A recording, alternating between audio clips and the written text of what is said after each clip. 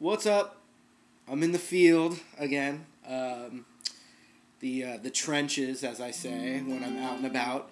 And I'm working with my buddy Tommy, who's always a great resource for like video material. Because Tommy's he's in a band, he gigs, he's played music for a really long time, just kind of a natural player. Didn't necessarily, go crazy with theory and knowledge. So I've opened his mind a little bit to that. But what he wants to do is he's like, all right, I'm ready to get a little more serious with my just kind of fundamentals as a musician. And there's a guy in his band that the keyboard player, of course, it's never the guitar player, has a ton of theory knowledge and he's shouting terms out at him and it's very intimidating. So I'm going to give Tommy here and also you guys out there that kind of feel like you're in that same boat, you need a little direction, with your musicianship. You could call that music theory, you could call it just being a better musician. There's different things like that, and sometimes people really avoid it because it's intimidating.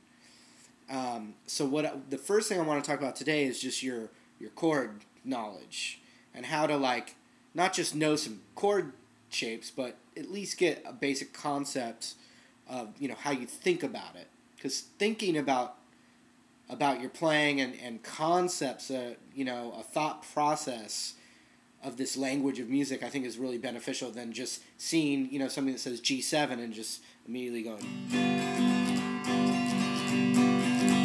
which sometimes is cool, but G7 actually really means like,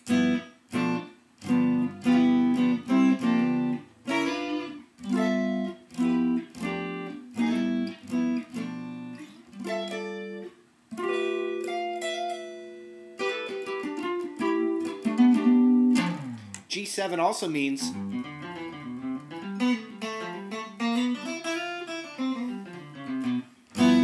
that means G7 also, ultimately. The pool of notes and the chord is all the same thing. When you see G7, it actually means like G dominant, which could have a lot of different choices, but it's still fitting into one little category. So here's what I want to say to you out there. There's 3 categories of chords: major, minor, and dominant. And for right now, when we say dominant, we're just going to imply that bluesy sounding chord that exists in music, which starts with just a 7 chord, what we call, like I played in the beginning, G7. That's a G dominant chord, all right? But so now let's talk about major and minor. If you're a beginner or you're breaking into the intermediate, you got to be able to play every major and minor standard bar chord. So in other words, you're going to be able to play every major chord with the root on the E string, and every major chord with the root on the A string. Every minor chord with the root on the E string, and every minor chord with the root on the A string. You get that. Then you want every dominant chord, just a regular 7 chord. Same concept. So the thing right off the bat, an important concept, is knowing your roots, at least to start with on these 2 strings. So when I say a scale, I'm looking for my closest root on the E or A string, and I know the shape. Same thing with a chord, though. I'm finding it the same way. Boom, a root, and then what's my chord? Oh, a minor. Oh, so that goes with that root. So you got to know that. So real quick, I'll just say a few. E minor. Okay, well, we have the open E minor chord, which has the open E string. Then the next one, we'd find the E note on the A string. And it's open A, B, half step to C, D, whole step to E.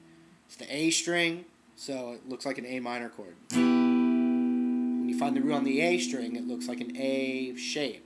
And I said E minor, so you got to know that. So we have E minor here, we have E minor here. The last one would be E minor on the double dots. I found the root on the E string, it's the 12th fret. So if I found the root on the E string, then I plug in an E, what looks like an E minor, right? So if I said B minor, B's right here on the 7th fret. I said minor, I found the root on the E string, so it's going to look like E minor. And the concept of that is like an open E minor, F minor, G minor, A minor, B minor, and that root is on that E string there, okay? So when you get into fancier chords, you're still finding them the same way. A 13, 13 flat 9 chord, I'm still finding it by where my root is. And I've just built up, always knowing at least the E and A roots. So you always have two voicings of something, because when you find the E and the A root, they're spread out enough that the other chord that you're coming from, if you know the E and the A root for each chord, then you should be able to get there fairly close if you just know the two voicings to start with. And then the cool thing from there is that's your foundation. You can just build up new and exciting voicings off of those basic roots, okay? So major bar chords, anywhere, B flat major. Well, on the E string, we have E, F, G, A, B. I said B flat. And I said B flat major. So I found the root on the E string, so this is going to look like an E major shape. So that's a B flat major chord. Okay? The other one is where's B flat on the A string. It's just what I said with the minors. Open A, whole step to B, but B flat's a half step lower. So it's there. I found the root on the A string, so my ring finger comes across and flattens over looking like an A major chord. And the high E string's just muted by my ring finger. I'm not pressing all the way down. So I get this. B flat major. B flat major. But then the cool thing about that is, once you get good with that, then you can take away notes, change your fingering. But, those are all still from that. But now I've freed up, my pinky.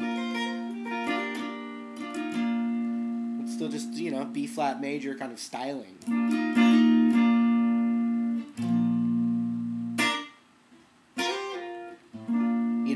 Then there's a whole world, that kind of exists in each of those voicings. You